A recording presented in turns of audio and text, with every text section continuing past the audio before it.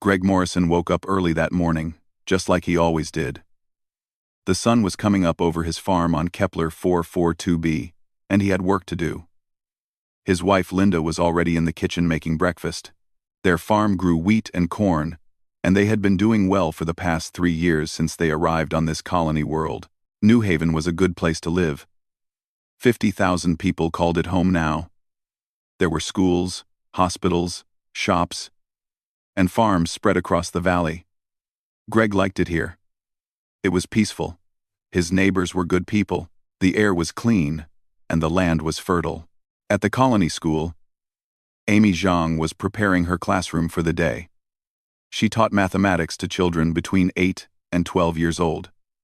She loved her job. The kids were smart and eager to learn. Today she planned to teach them about fractions using real examples from farming and construction. In the engineering district, Chris Walker was checking the power grid. He made sure electricity flowed to every home and building in the colony. It was important work. Without power, the water pumps would stop, the hospitals would go dark, and the food storage would fail. Chris took his job seriously. At the medical center, Dr. Nina Patel was reviewing patient files.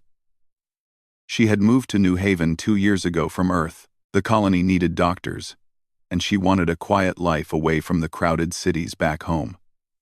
She had found exactly what she wanted here. The colony had a small defense force led by Commander Jake Holland. They had 3 patrol ships and a basic shield system around the main settlement. It was not much, but New Haven was far from any conflicts. No one expected trouble out here on the frontier. That morning changed everything. The first alarm came at 9 in the morning. Lisa Chen was working in the communications center when her screens went crazy. Dozens of ships were dropping out of hyperspace above the planet. Big ships, warships. Commander Holland, we have contacts. Multiple contacts. I count 40 ships, all military class, Lisa said into her microphone. Her hands were shaking. Jake Holland ran to the command center. He looked at the screens and felt his stomach drop. 40 warships. New Haven had 3 small patrol boats. This was not a fight they could win. Try to contact them. Maybe they are just passing through, Jake said, but he did not believe it. Lisa sent out a message on all frequencies. Unknown vessels, this is New Haven Colony. Please identify yourselves and state your intentions. The answer came quickly. A reptilian face appeared on the screen. The creature had green scales, yellow eyes, and sharp teeth. This world now belongs to the Vakrine sovereignty. Surrender immediately, or be destroyed. Jake stared at the screen. This is a civilian colony. We have 50,000 people here. Families. Children. We are not a military target. The reptilian commander, Warmaster Thek Nor, showed his teeth in what might have been a smile. You have 1 hour to surrender. After that, we will take the colony by force. Jake turned to his small defense team. Get everyone to the shelters. Contact our patrol ships. Tell them to evacuate as many civilians as they can. He looked at Lisa. Send out a distress call. Use all frequencies. Send our coordinates and the enemy strength. Someone needs to know what happened here. Lisa's fingers flew across her keyboard. She encoded the message with human military codes. New Haven under attack. 40 enemy warships. Civilian casualties expected. Need immediate assistance. She sent it out on every channel she could access, praying that someone, somewhere, would hear it. The hour passed quickly. Jake tried to negotiate. He offered to let the Vakrine land peacefully if they would not harm the civilians. Theknor refused. He wanted submission, not negotiation. When the hour was up, the bombardment began. The first missiles struck the shield generator on the north side of the colony. The explosion was massive. The shield flickered and died. Now, New Haven was completely exposed.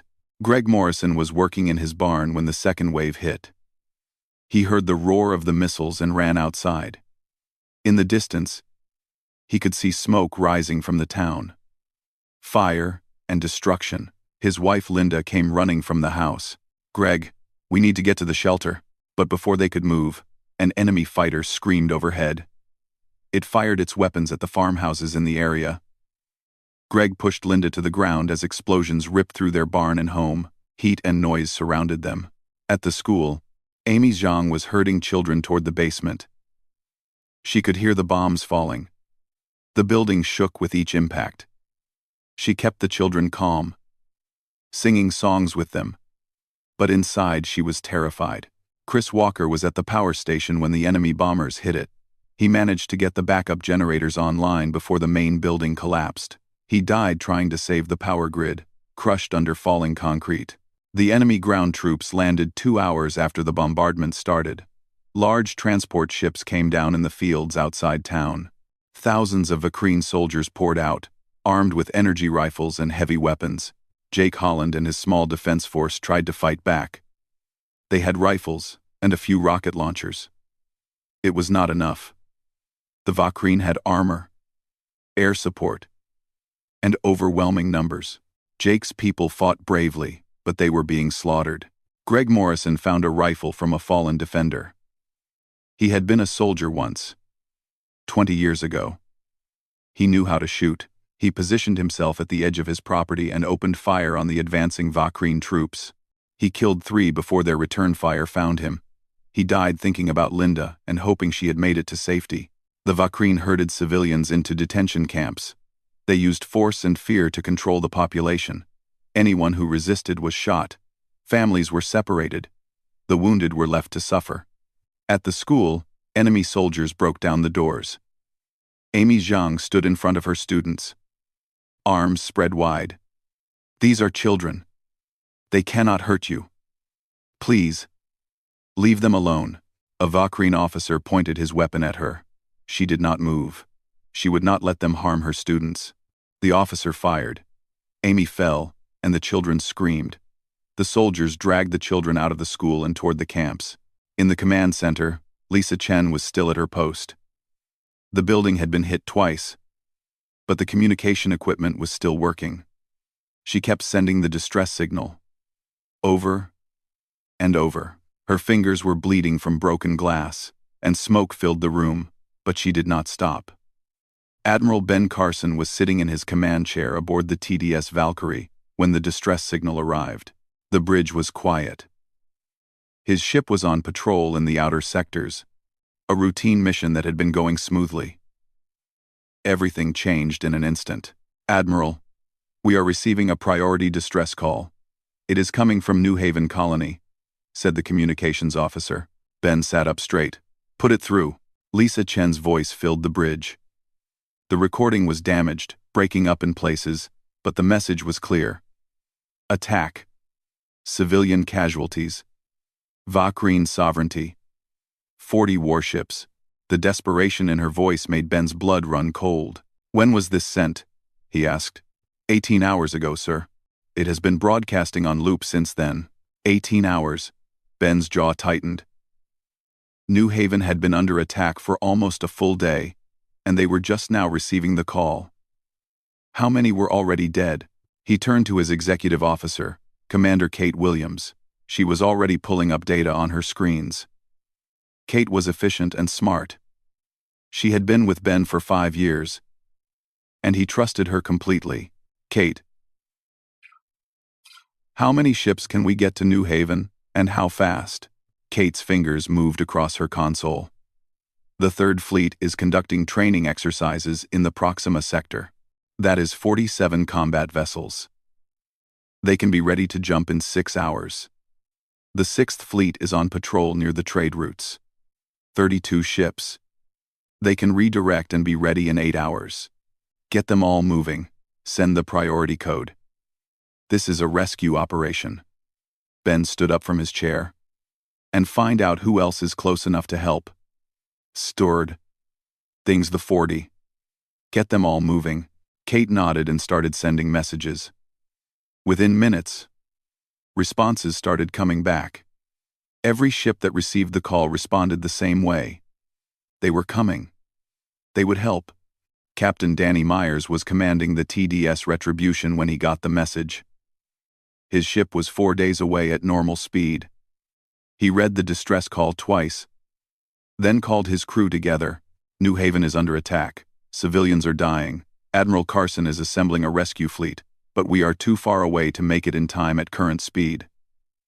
Danny looked at the faces of his crew. I am going to push the engines past safe limits. We can cut 2 days off our travel time, but it will be dangerous. The engines could fail. We could be stranded, but we might save lives. I need everyone to agree. The crew voted. It was unanimous. They would burn hard and get there fast. In the fighter bay of the TDS Vengeance, Lieutenant Ryan Foster was checking his ship's weapons. He had grown up on New Haven.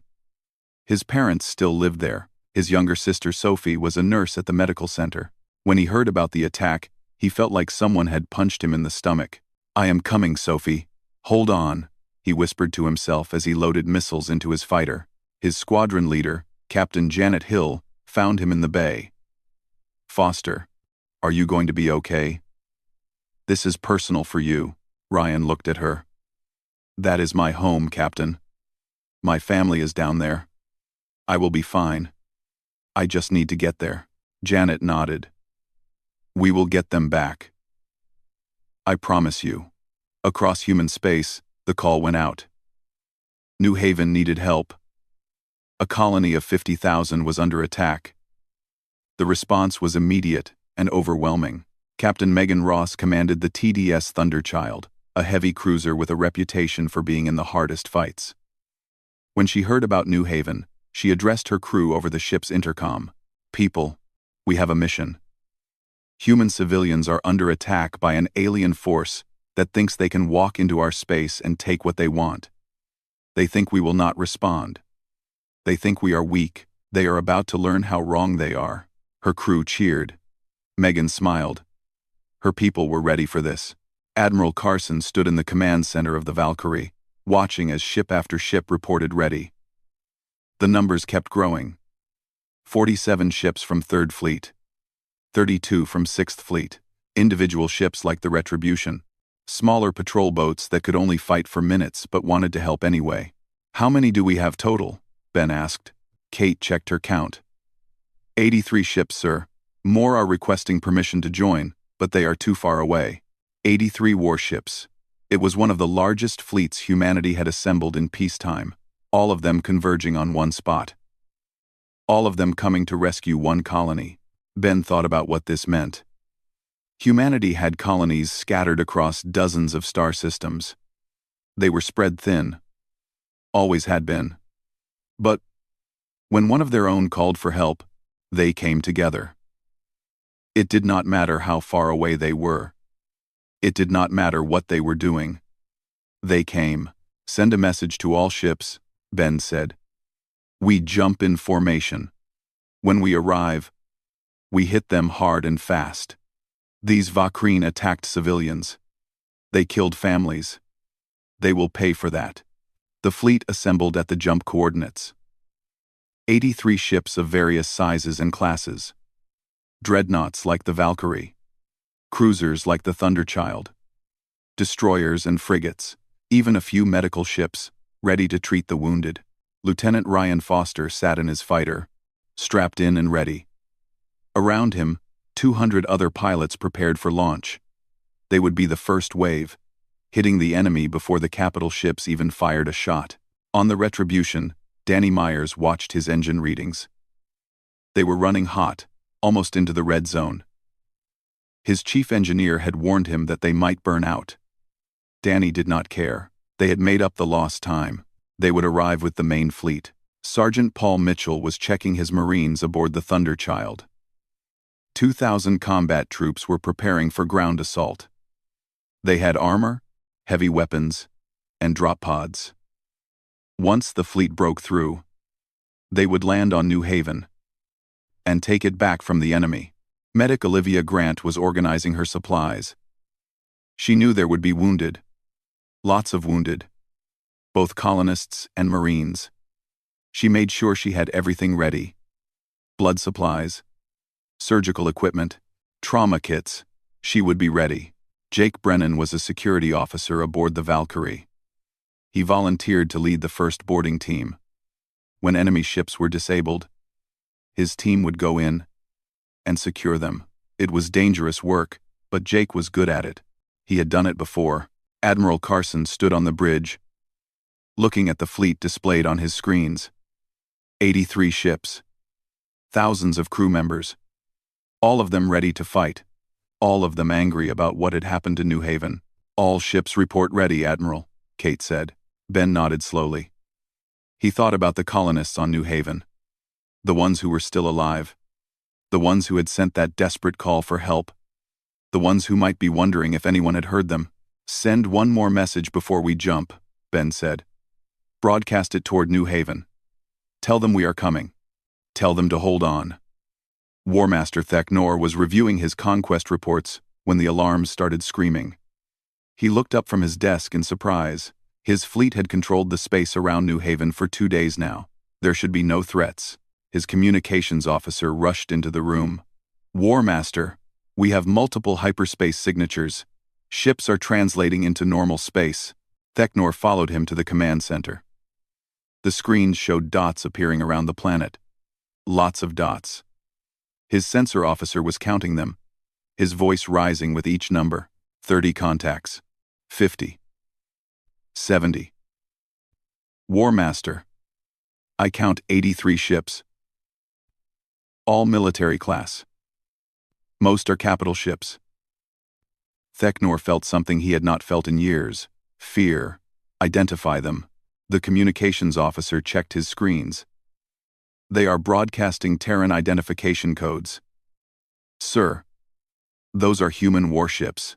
The War Master's scales went pale. He had heard the stories about humans. Every species had. They came from a planet so dangerous that it had tried to kill them for millions of years. They were strong, fast, and refused to quit. But this many ships for one small colony? It seemed impossible. Every screen in the Vakreen fleet suddenly showed the same image. A human in a dark blue uniform appeared. His face was hard, his eyes cold. When he spoke, his voice was calm, which somehow made it worse. "This is Admiral Ben Carson of the Terran Defense Forces. You attacked a human colony. You killed human civilians. You have exactly one chance to survive the next hour." He paused. "Stop all hostile actions now. Release all prisoners. Get your ground forces back to your ships. You have 10 minutes. Theknor stared at the screen. 10 minutes? This human was giving him orders? He had 40 warships. Yes, the humans had more, but the Vakreen sovereignty was a powerful empire. They had strong shields and heavy weapons. They could fight. He opened a channel to the human fleet. "We claim this world by right of conquest. Leave now or face destruction." Admiral Carson's expression did not change. "You have 9 minutes." The channel closed.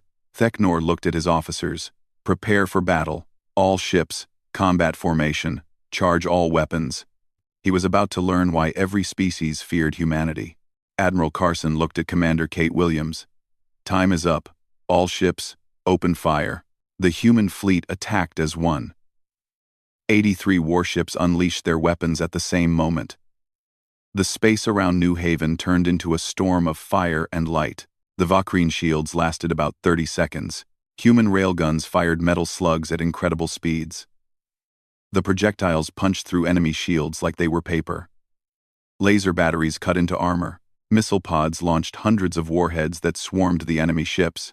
Captain Danny Myers aboard the Retribution targeted the largest Vakreen battleship. His main guns fired once, twice, 3 times. Each shot tore huge holes in the enemy vessel. On the 4th shot, the battleship exploded, breaking into pieces. "Target destroyed." "Moving to next target," Danny said calmly. His crew worked like a machine, identifying enemies and killing them with brutal efficiency.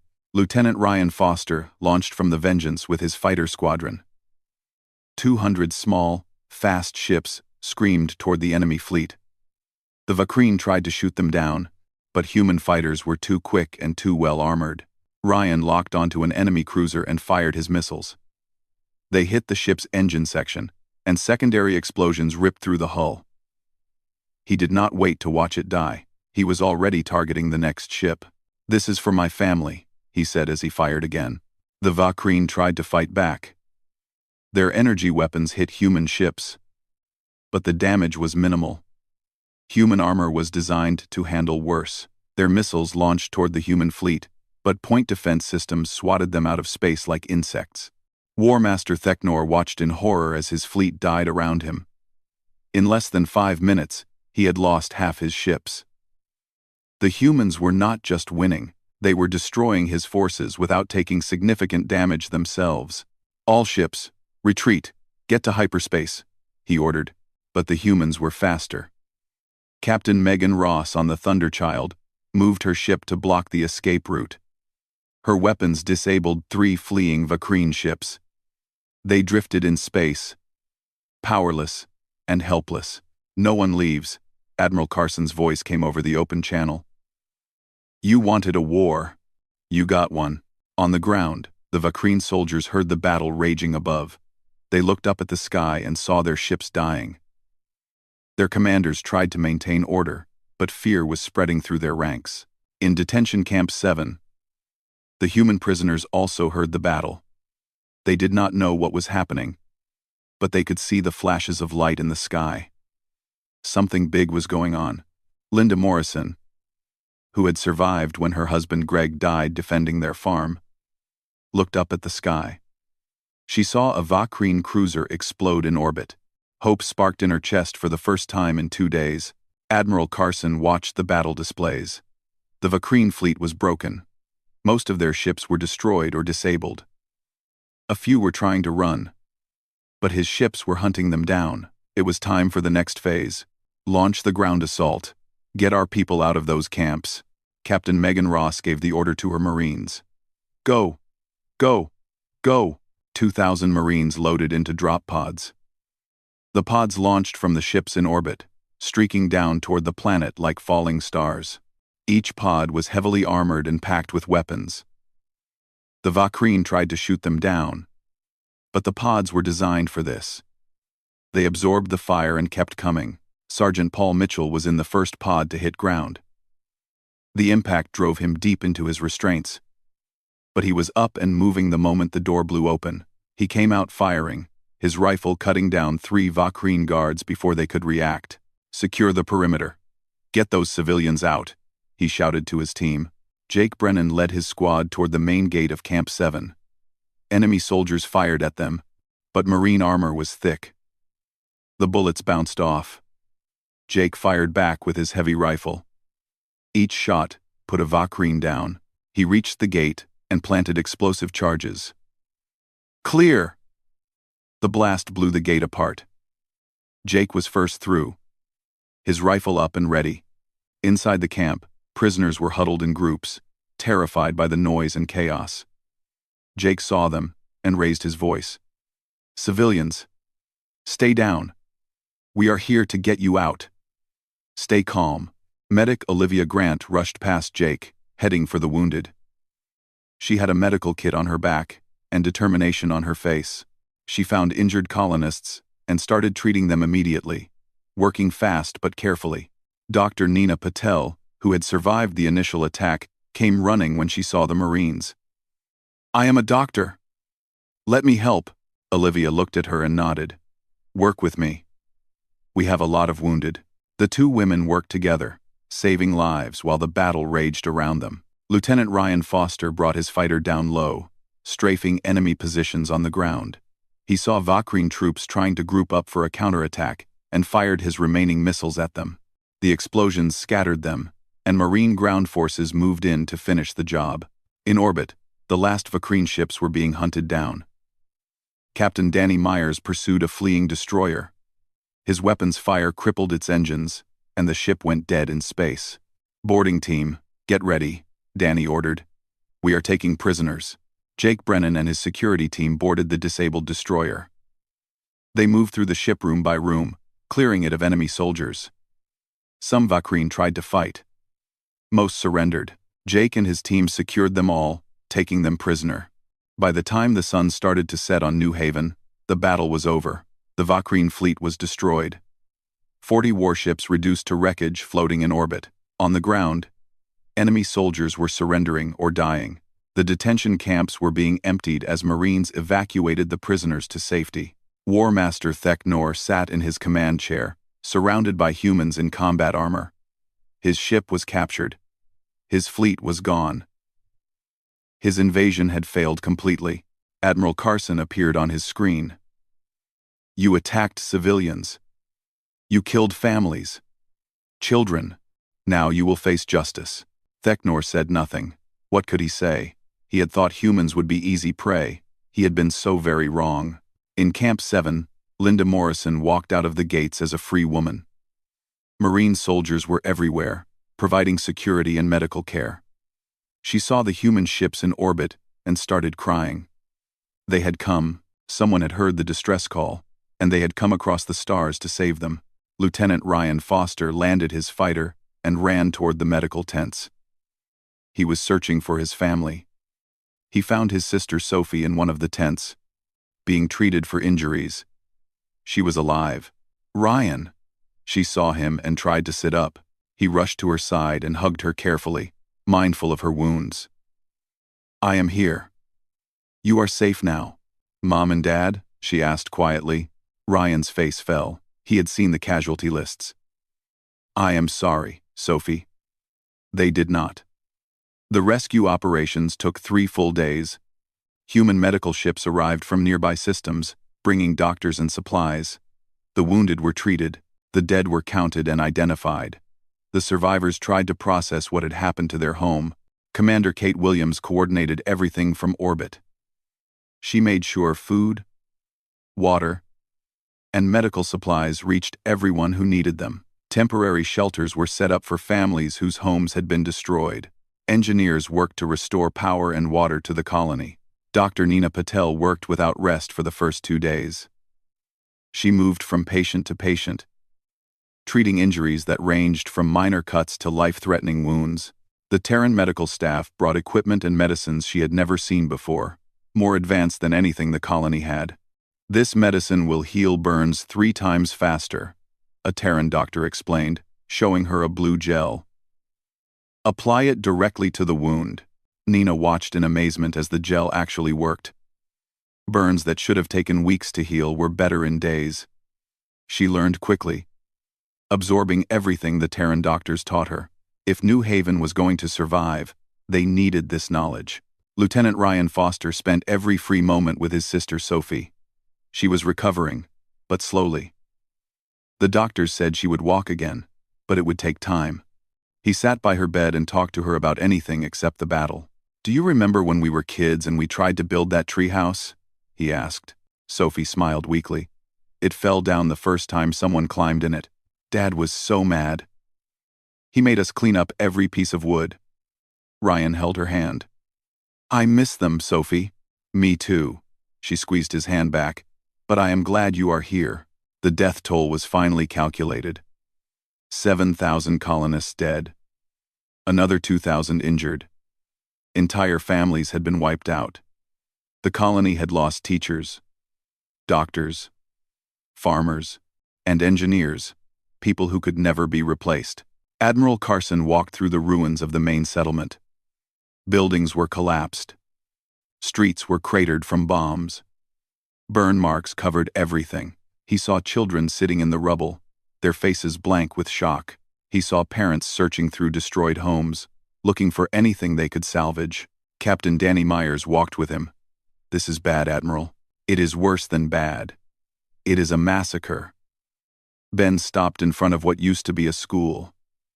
The building was completely destroyed. "How many children died here?" Danny checked his datapad. 43 students. The teacher, Amy Zhang, died trying to protect them. Ben closed his eyes for a moment. When he opened them, his expression was hard. "The Vakreen will pay for this. Not just the soldiers. The leadership that ordered this attack. All of them." Over the next few days, trials began for the captured Vakreen soldiers. The colonists formed a justice council. They reviewed each prisoner's actions during the invasion. Some soldiers had followed orders and treated prisoners properly. Others had committed atrocities. Linda Morrison sat on the Justice Council. Her husband Greg had died fighting the invaders. She listened to testimony from survivors about what different soldiers had done. Some of the stories made her sick to her stomach. One Vakreen soldier was brought before the council. Survivors identified him as the one who had killed teacher Amy Zhang and shot at her students. The evidence was clear. The council deliberated for an hour. Linda delivered the verdict. You are guilty of war crimes. You killed civilians who posed no threat. You killed children. The sentence is death. The soldier was executed that evening. 23 other Vakreen were also found guilty of war crimes and executed. The rest were kept prisoner, waiting to see what would happen to them. War Master Theknor was kept in a separate cell. He was the commander. His orders had started this whole disaster. The colonists wanted him dead. But Admiral Carson had other plans. He comes with me, Ben told the Justice Council. I need him for something else. 1 week after the battle, the TDS Valkyrie jumped to the Vakreen homeworld. The massive dreadnought appeared in orbit over Vakreen Prime, the capital planet of the sovereignty. It hung there like a sword, visible to everyone on the surface. The Vakreen government went into emergency session. Their war master had invaded a human colony and lost his entire fleet. Now a human warship was in orbit above their homeworld. They did not know what to expect. Admiral Carson did not request a meeting. He did not negotiate. He simply began broadcasting. His message went out on every frequency, to every screen, every radio, every communications device on the planet. His face appeared to millions of Vakreen at once. I am Admiral Ben Carson of the Terran Defense Forces. Your War Master Theknor ordered the invasion of New Haven, a human colony. Because of his decision, 7,000 humans are dead, families destroyed, children killed. His voice was cold and clear. I want you to understand what happened. Your military attacked civilians. You targeted schools and hospitals. You herded families into camps. He paused, letting that sink in. Humanity does not forget. We do not forgive attacks on our innocent people. This is your only warning. Any future attack on human colonies, any aggression toward human space, any attempt to harm human civilians will result in the complete destruction of your species. The screen changed to show footage of the battle. Vakreen ships exploding, their fleet being torn apart, their soldiers surrendering. The Vakreen watching could see how completely their military had been defeated. Carson's face returned. We are Deathworlders. We come from a planet that tried to kill us every day. We evolved fighting predators that make your nightmares look weak. We built our civilization while surviving disasters that would end most species. We do not start wars, but we finish them. He leaned forward, his eyes burning into the camera. Remember New Haven. Remember what happened when you attacked us. Tell your children. Tell your grandchildren. Make sure no one ever forgets, because if you ever attack humans again, we will not stop with your fleet. We will come here. We will come to your homeworld, and we will make sure your species never threatens anyone again. The broadcast ended. The Valkyrie jumped away. The effect on Vakreen Prime was immediate. The government called for peace. They offered reparations. They released War Master Theknor to human custody for trial. They begged for forgiveness. Most importantly, they added humanity to the list of species that must never be provoked. The list was very short. Only 3 other species were on it. All of them older and more powerful than the Vakreen. Now humans were there too. Across the galaxy, the story spread. Other species heard what happened at New Haven. They heard how humans had responded to a single distress call from one colony, how they had assembled a massive fleet in hours, how they had crossed space to rescue their own, how they had completely destroyed an enemy that threatened civilians. The Karlith Union, a loose alliance of trading species, updated their protocols. All ships were instructed to give human colonies a wide berth. Do not approach without permission. Do not threaten. Do not make them angry. The Zentari Republic, a military power in their own right, made a note in their strategic database. Humans are protective of civilians. Avoid conflict with human colonies at all costs. They will respond with overwhelming force. Even the peaceful Quillen Concord, which had never fought a war, added warnings to their navigation charts. Human colonies are defended. Approach with caution and respect. Back on New Haven, the survivors were trying to rebuild. Construction crews arrived from other human colonies. They brought materials and equipment. They brought hope.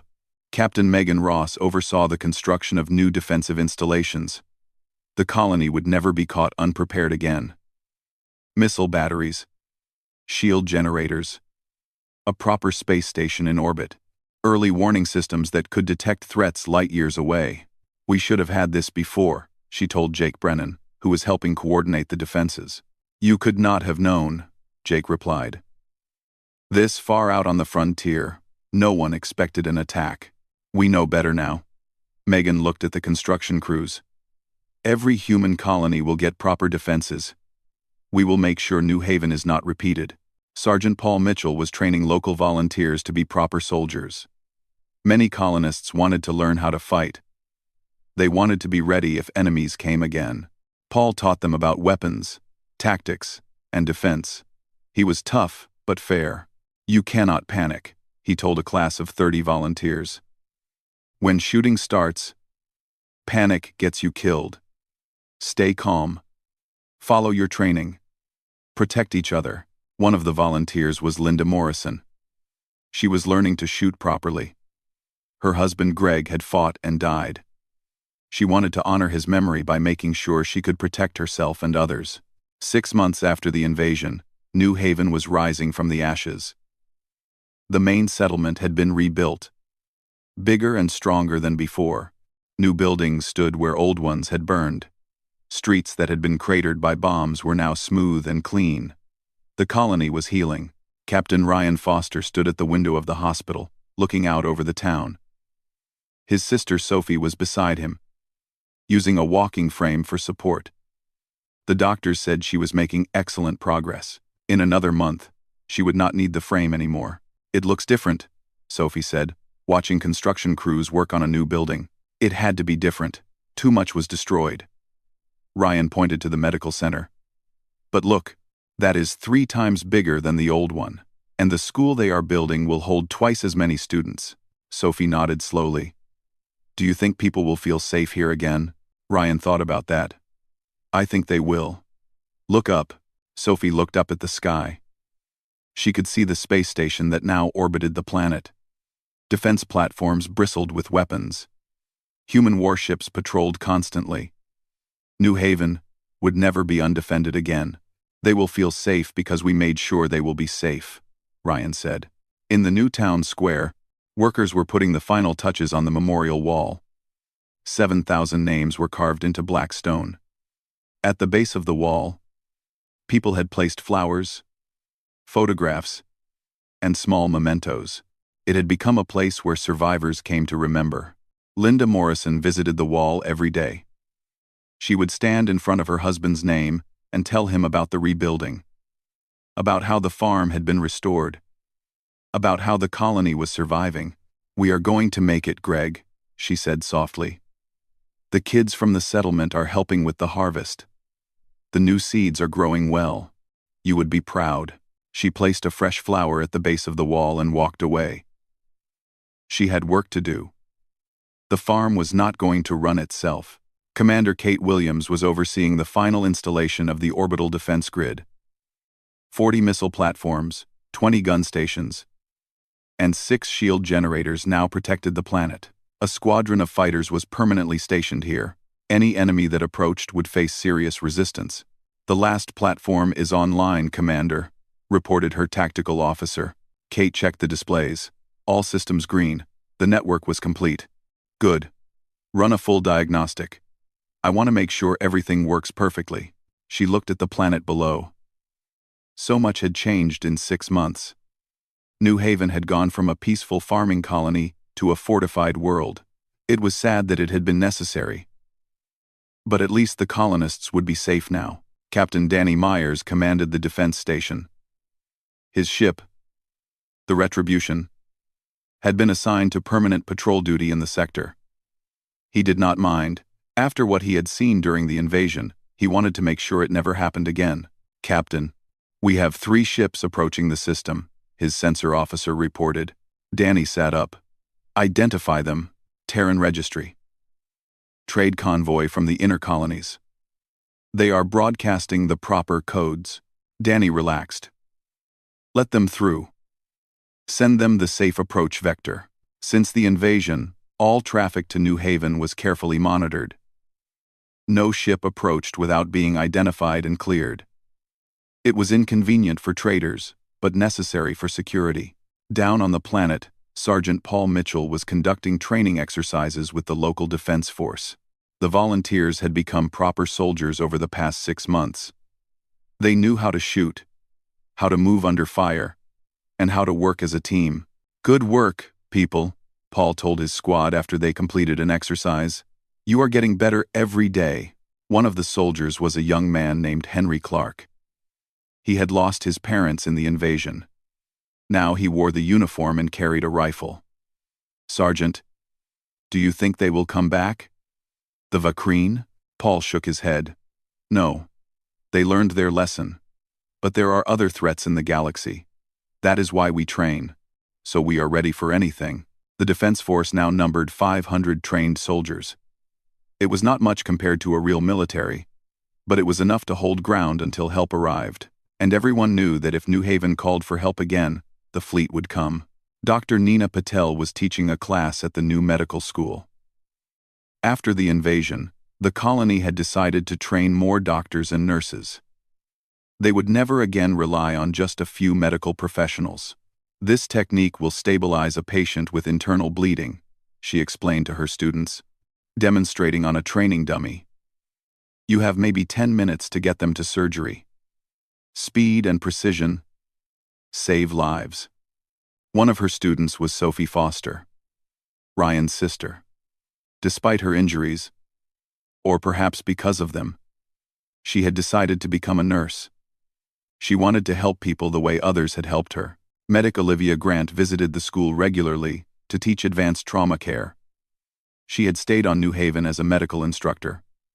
The colony needed her expertise, and she was happy to provide it. "You did well today," Olivia told Sophie after class.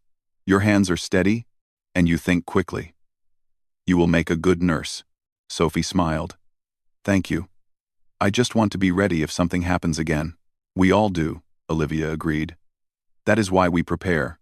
In orbit, Admiral Ben Carson arrived for his scheduled inspection. He came every few months to check on the colony's progress. The Valkyrie settled into orbit next to the defense station. Captain Danny Myers met him at the airlock. "Admiral, welcome back." "Captain, how are things?" "Quiet, sir. No incidents. The defense grid is operating at full capacity." Danny led him through the station. "The colonists are doing well. Morale is good. They feel safe." Ben nodded. "Good. That is what matters." They walked to the observation deck. Below them, New Haven looked peaceful. Fields of crops grew in neat rows. The town sparkled in the sunlight. Children played in parks. It was hard to believe this place had been a war zone 6 months ago. "They rebuilt quickly," Ben observed. "They had help, and they were motivated." Danny pointed to the memorial wall, visible even from orbit. "They remember what happened. They do not want it to happen again." Ben understood that feeling. He looked at the planet and thought about the message he had delivered to the Vakreen homeworld. About the warning he had given. About the promise humanity had made. "Touch our people, and we will destroy you." It was not a threat. It was a fact. The galaxy was learning that now. Later that day, Ben attended a ceremony in the town square. The colonists were unveiling a new monument.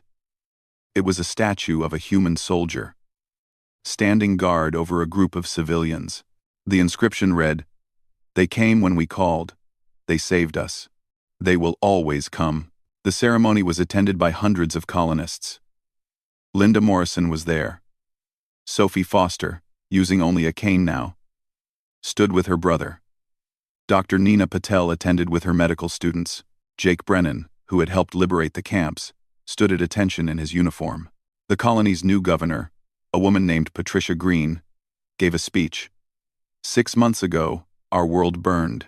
We lost thousands of our friends and family. We faced an enemy that wanted to destroy us. But we survived. And we survived because humanity came together.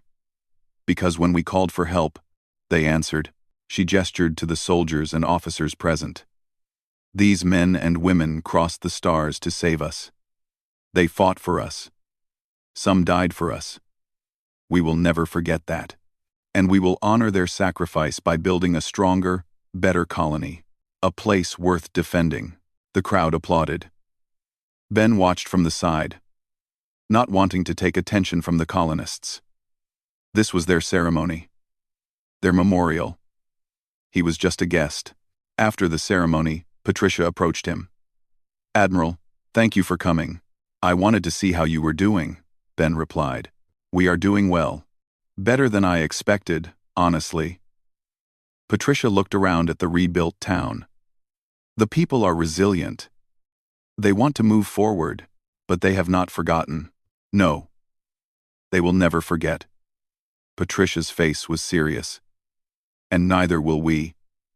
Every child born on this colony will learn what happened here. They will learn that when darkness comes, humanity stands together. That is the lesson of New Haven.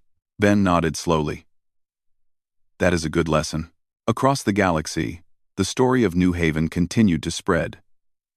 Other human colonies heard about what happened and requested better defenses. The Terran government approved funding for defense stations at every colony world. No settlement would be left vulnerable. Trade routes were adjusted to keep human colonies better connected. Communication networks were upgraded so distress calls would always be heard. Military patrol routes were expanded to cover more territory. The Vakrine sovereignty became a cautious neighbor. They paid reparations to New Haven for years. They opened trade relations with humanity, seeking friendship instead of conflict. They made sure every citizen knew the story of War Master Theknor and his disastrous invasion.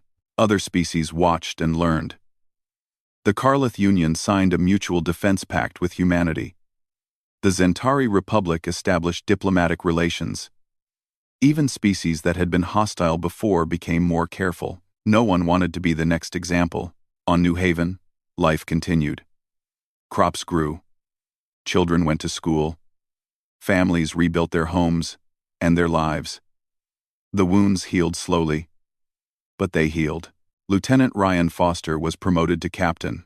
He was given command of the fighter squadron permanently stationed at New Haven. He accepted gladly. This was his home, and he would protect it. Sophie Foster graduated from the medical school and began working at the hospital. She walked without a cane now, strong and confident. She saved lives every day, honoring those who had saved her. Linda Morrison's farm became one of the most productive in the colony. She hired workers from families who had lost breadwinners in the invasion. Together, they made the land flourish. Captain Megan Ross remained as commander of the defense station. She trained new officers and kept the fleet ready. She ran drills constantly, making sure everyone stayed sharp. Dr. Nina Patel became head of the medical center. Under her leadership, it became one of the best hospitals in the frontier colonies. Medical students came from other worlds to train there. The memorial wall remained the heart of the colony. People visited it to remember, to grieve, and to find strength. The 7,000 names reminded everyone of the cost of peace. Admiral Ben Carson continued his work, protecting human space. But he always remembered New Haven. It had become a symbol of something important. When humans called for help, others answered. When civilians were threatened, warriors came. When darkness fell, light fought back. That was humanity's promise to itself. That was the legacy of New Haven. In the town square, children played around the statue of the soldier. They did not fully understand what it represented yet. They were too young. But they would learn. Their parents would tell them the story, about the invasion, about the distress call, about the fleet that came to save them. And those children would grow up knowing that they were part of something bigger than themselves. That they belonged to a species that protected its own. That when one human called, others answered. That was the lesson of New Haven. That was humanity's strength, and the galaxy would never forget it. Medic Olivia Grant helped establish a new medical center. It was bigger and better equipped than the old one. Dr. Nina Patel worked with her, learning Terran medical techniques. Together, they trained new medical staff, making sure the colony would have good health care.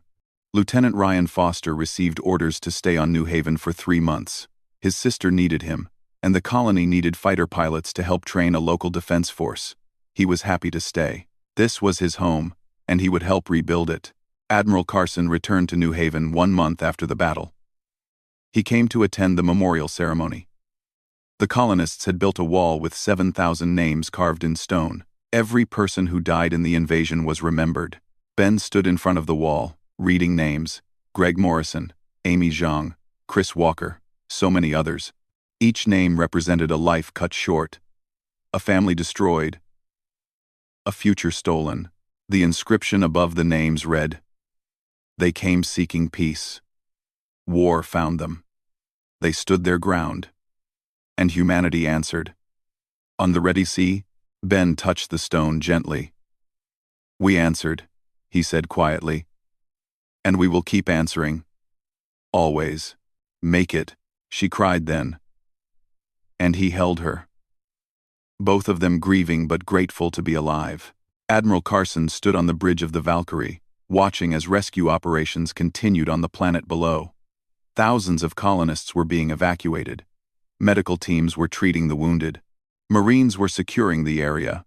Commander Kate Williams approached him. "Admiral, we have captured about 400 Vakreen prisoners. What should we do with them?" Ben thought about it. "Hold them for trial. The colonists will decide their fate." He looked at the planet. "And prepare a ship. I need to deliver a message to the Vakreen homeworld." Kate nodded. "What kind of message, sir?" Ben's expression was cold. "The kind that makes sure this never happens again." Kate sent the message. It would take hours to reach New Haven, but maybe someone there would hear it. Maybe they would know that help was on the way. Ben looked at his fleet one more time. Then he gave the order. "All ships, jump." Space twisted and tore as 83 human warships vanished from normal space. They traveled through hyperspace, crossing light years in moments. When they emerged, they would be at New Haven, and the Vakreen would learn what happened when you made humans angry. War Master Theknor was about to get an education in why humans were called Deathworlders. He was about to learn why every species in the galaxy feared them. He was about to discover that attacking human civilians was the worst mistake anyone could make. The fleet jumped. The countdown to vengeance had begun. To any human ship receiving this message: New Haven is under attack. Vakreen sovereignty forces. 40 warships. Thousands dead. Send help. Please, send help. A bomb hit the building. The roof collapsed. Lisa was buried under the rubble. But her message kept broadcasting automatically. Powered by the backup systems Chris Walker had died protecting. By the end of the first day, 7,000 colonists were dead. Another 2,000 were wounded. The rest were prisoners in the camps. War Master Theknor stood in the ruins of the governor's office and declared the conquest complete. He did not know that Lisa's message had traveled across space at light speed. He did not know that somewhere out there, humans had heard the call. He did not know that he had just made the worst mistake of his life. The Vakreen thought they had won. They were wrong. The real battle had not even started yet.